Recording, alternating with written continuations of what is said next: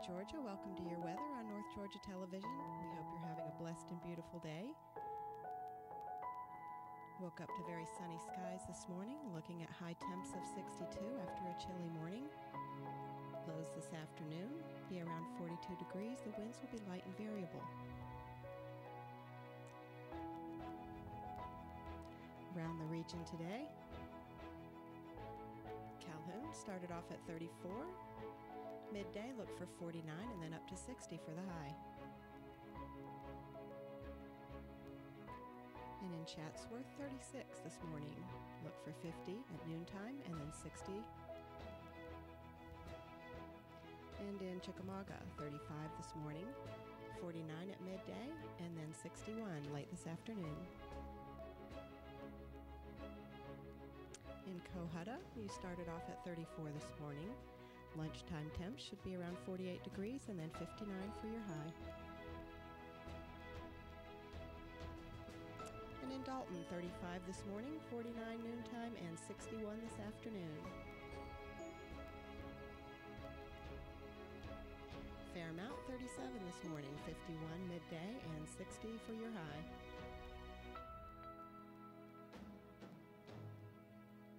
Fort Oglethorpe started out at 35, 49 for your noontime temp, and then 60 this afternoon.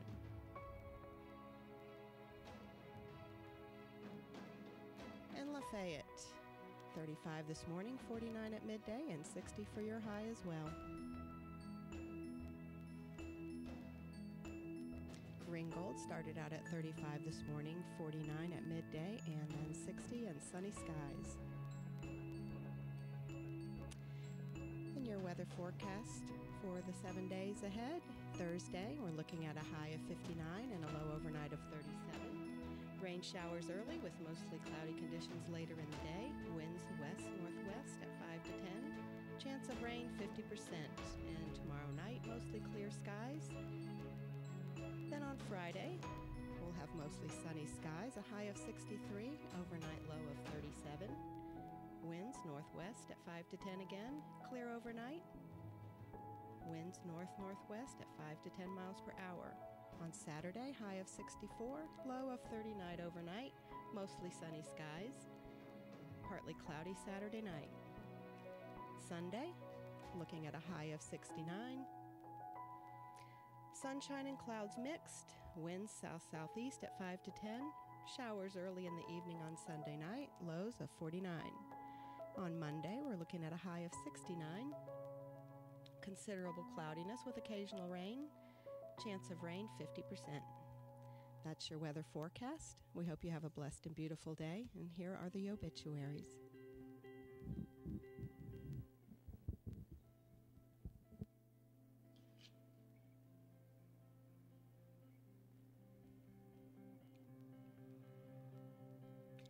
Lucinda May Burgess, age 64. Cindy Burgess of Rossville went home to be with the Lord Wednesday, March 13th. A celebration of life service will be held at 2 p.m. Saturday, March 23rd, at the Church of God of Prophecy in Rossville, Georgia. Arrangements are by Heritage Funeral Home and Crematory in Battlefield Parkway.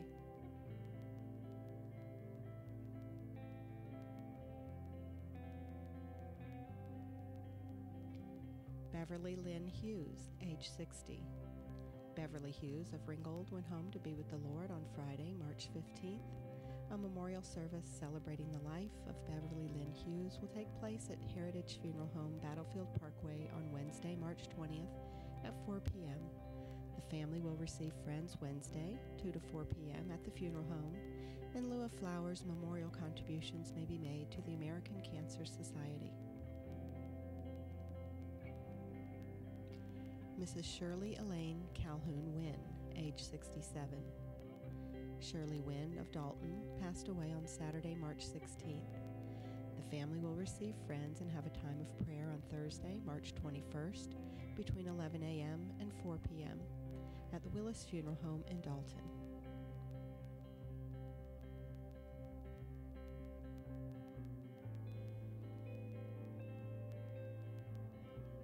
Gladys Adelaide Silvers, age 94. Addie Silvers of Calhoun passed away on Thursday, March 14th. at Dalton Place Senior Living Community. Funeral services will be conducted on Friday, March 22nd at 5 p.m. from the Chapel of Thomas Funeral Home. The family will receive friends on Friday, March 22nd from 4 p.m. until the funeral hour at 5 p.m. at Thomas Funeral Home. Graveside services will be held Sunday, March 24th at 2 p.m. in Chandler Cemetery. Gwen Watkins Ivy, age 70. Gwen Ivy of Calhoun died at her home on Sunday, March 17th, following several months of declining health. To honor her wishes, Gwen's body was cremated. The family will have visitation Wednesday, March 20th, from 4 p.m. until 8 p.m. at Max Brannon and Sons Funeral Home.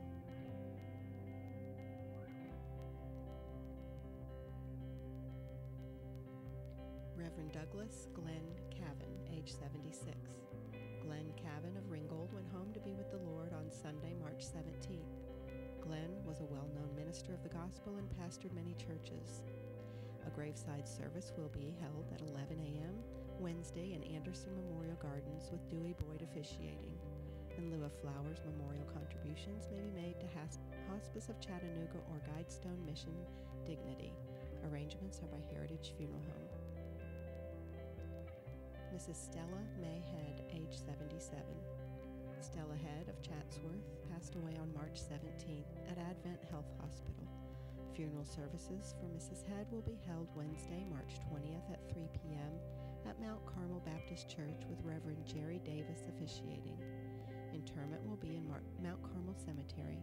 The family will receive friends Wednesday at 11 a.m. until the funeral hour at Sean Chapman Funeral Home. Mr. Robert Lee Payne Carruthers, Sr., age 77. Robert Carruthers of Lafayette passed away Saturday, March 16th. Homegoing celebration will be held Saturday, March 23rd at 1 p.m. at Pleasant Grove Baptist Church in Chickamauga with Reverend William Tramble and other ministers officiating. Interment in Garmany Cemetery. Arrangements by Willis Funeral Home in Dalton. Randy Blake Levain, age 64. Randy Levain of Tunnel Hill passed away Saturday, March 16th. A service to celebrate the life of Randy Blake Levain will be held 7 p.m. Thursday, March 21st at the Chapel of Dalton Funeral Home with Pastor Russell Snyder officiating. The family will receive friends from 5 p.m. until the hour of service.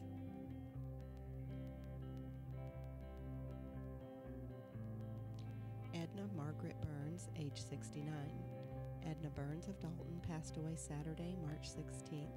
A funeral service to celebrate the life of Edna Margaret Burns will be held at 2 p.m. Thursday, March 21st, at the Chapel of Dalton Funeral Home with Chaplain Tommy Deal officiating. Interment will be at Whitfield Memorial Gardens. The family will receive friends from 11 a.m. until the 2 p.m. service on Thursday.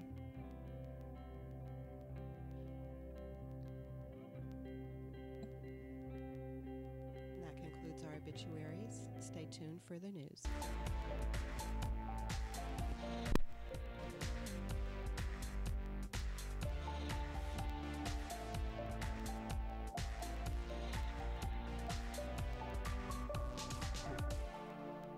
Good morning, I'm Aaron Scott. My name is Adam Scott. Welcome to North Georgia Television News. We are your news covering Catoosa, Gordon, Murray, Walker, and Whitfield counties. Today is the first day of spring and marks the vernal equinox, which is when the amount of sunshine is approximately 12 hours long. The amount of sunlight will incrementally increase until the first day of summer. So get ready for longer days and increased sunshine and tune up the lawnmower. In the news today, Georgia legislation that crossed over and some that didn't make it. We'll tell you about the USDA Natural Resources Conservation Services Agricultural Conservation Easement Program and give you details on the Gordon Street Bridge repairs in Dalton and GDOT projects in Walker and Whitfield County. Also coming up, local EMTs receive regional awards, a scholarship opportunity now available, the AAA Georgia gas price report, and things going on around the region. Guess first up in the House, lawmakers passed a bipartisan measure that would remove Georgia from a short list of states without a hate crimes law on the books. The measure would create together penalties for defendants who target their victim for any of these factors: their race, color, religion, national origin, sexual orientation, gender, mental disability, or physical disability. Georgia is currently one of the 5 states without a hate crime law, although the state had a law in place until a judge ruled it unconstitutionally vague several years ago. Proponents argue that it's time to fix that. Representative Chuck Frestian, a Republican from Decula, and the bill's sponsor said, "Throughout history, we have seen how hate can be used as a powerful tool. It can be used to gain power for a select few. It can be used to intimidate and harass a specific group, and it can be used to undermine a government premised on equality and the rights of the people to live in freedom." The proposal cleared the House with a 96-64 vote. Passing in the Senate, Midgeville's state senator is at the center of a controversial measure that would empower the state to seize control of Georgia's economic powerhouse, Hartsfield-Jackson Atlanta International Airport. Citing a string of scandals, Senator Burt Jones, a Republican from Jackson, is the sponsor of a bill that would put the city-run airport under a newly created state authority. Jones has built his case for the airport takeover on such headlines related to an ongoing federal corruption probe. He also led a study committee last year that backed the plan. The measure would take effect in 2020 unless the city agrees to enter into a joint governance agreement with the state before then. That doesn't seem likely to happen. Atlanta Mayor Keisha Lance Bottoms adamantly opposes the measure, comparing it to an act of war. Jones' proposal cleared the Senate on crossover day after a lengthy, intense debate in the state Senate. The 34-22 vote mostly fell along party lines, with Democrats arguing that the divisive measure could open other local entities to state takeover and was really driven by the desire to create access for the proponents' flavored vendors. All of the Sunlight Project area lawmakers, Senator Ellis Black and Valdosta Senator Dean Burke of Bainbridge, Senator Greg Kirk of Americus, and Senator Chuck Payne of Dalton, who are all Republican, voted in favor of it. The proposal is now in the House, where the leadership has expressed awareness toward the proposition. You know, the airports, man, I mean, you can get in a lot with that. A lot of these people up in the government want a hand in these airports, and nobody really knows why. You know, there's a lot of money there. Next up, Georgia legislation crossover days saw dozens of bills that fizzled. A proposed tax on books, music, and digital downloads, and a plan to put casino gambling on the ballot were among the bills that lost steam this year. A measure that would allow taxpayer dollars to go toward private school tuition, homeschool materials, tutoring, and other education costs outside of public education was also rejected. The so-called private school voucher bill, sponsored by Senator Greg Dolezal, a Republican from Cumming, would focus on children who are either poor, adopted from foster care, a public school student with a disability, or someone who can show they have been bullied in a public school. Children of active duty parents stationed in Georgia would also be eligible, but under the failed proposal, any unfilled slots would also be more broadly available to students who have recently left a public school. Proponents argued that parents should be able to pick a learning environment that suits their child. "Our goal is not simply to send children to school," Dolezal said. "Our goal is to educate children, and what this bill captures is the idea that students and parents know what is best for the student." Critics, though, argued that the move would eventually divert hundreds of millions of dollars from public schools. The proposal narrowly lost the Senate with a 28-25 vote. But of course, bills are never officially dead until the clock expires on the final day of the session of April 2nd. Next up, state conservationist Terrence O. Rudolph for the USDA Natural Resources Conservation Service in Georgia has announced a sign-up for this year's Agricultural Conservation Easement Program. To be considered for the fiscal year 2019 program, applications must be submitted by April 19th of 2019. The ACEP, created through the 2014 Farm Bill, included in the 2018 Farm Bill, is a program that has 2 components known as agricultural land easements and wetlands reserve easements. For fiscal year of 2019 only, NRCS will be operating under 2014 Farm Bill rules. Any changes made in the ACEP program in the 2018 Farm Bill will begin in the fiscal year of 2020.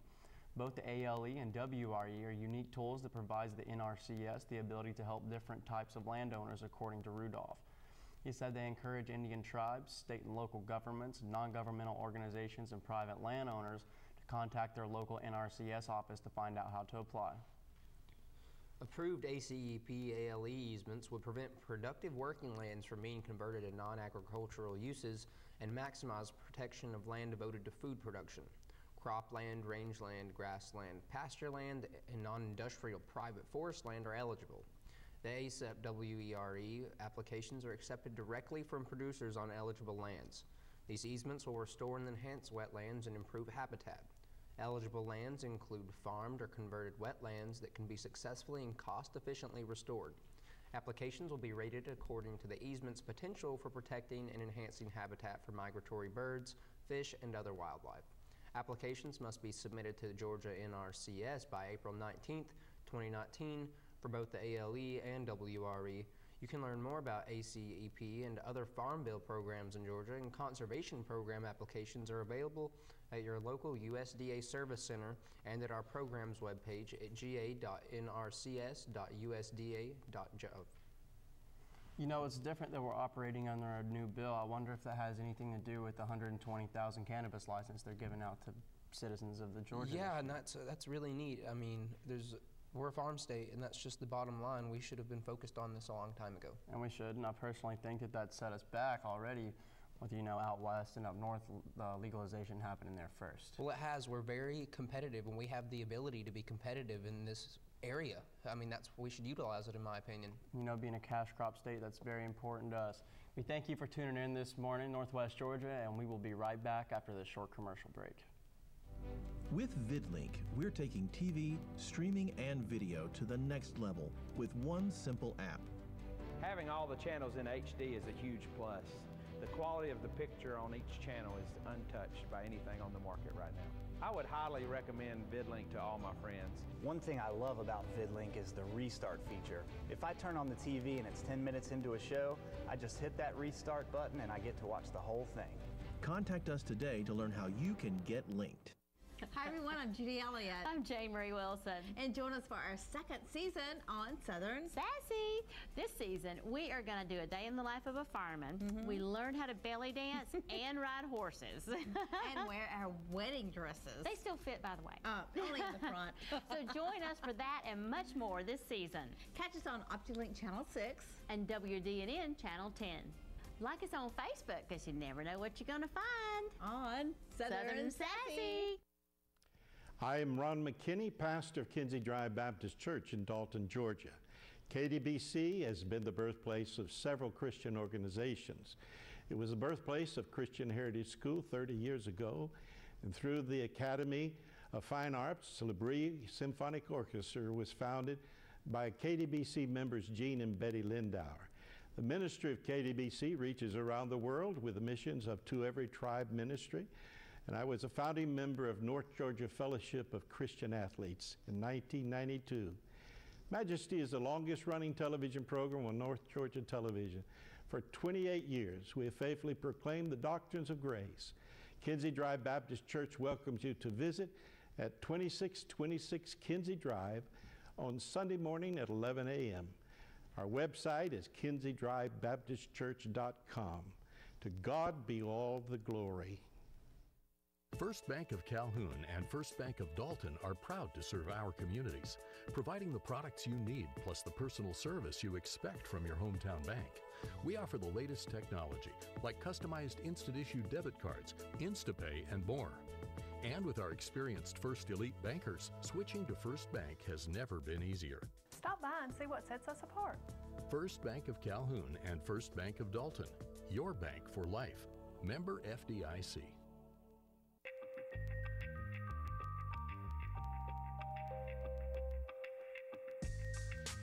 Hi guys, I'm Frank Pinson. I want you to tune in on these following show times to watch 101 with Frank Pinson. The show is based on people doing great things in and for your community, our community. Now those are doctors, lawyers, students, teachers, anyone doing great things. So guys, you know the motto, don't just be great, always inspire, motivate, and teach others to do the same. Now that is what we do, and I hope you tune in to WDNN TV. Just click on the website, or you can follow it right here, www.thefrankpinson.com, and watch any episode you like. See you soon.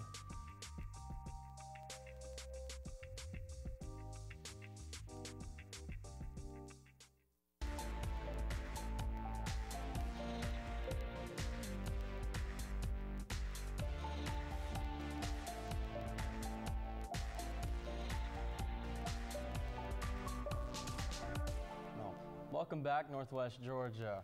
We hope everybody's having a wonderful day today. I mean, it's a great day outside. It's a little bit cold, but spring has finally rolled around and the flowers are happy to see the snowmen melt. That's very true.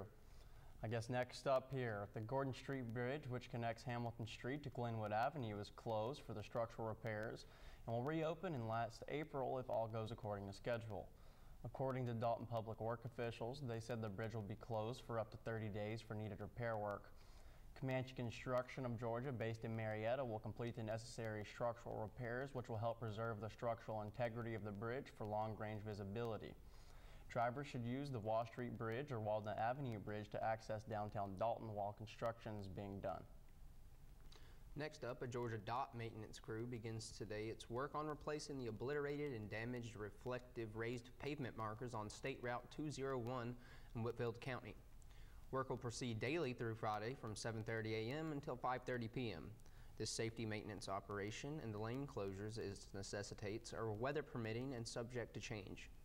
Georgia DOT maintenance crews are also working on repairing the deteriorating edges of pavement on State Route 225 in Murray County and State Route 136 in Walker County.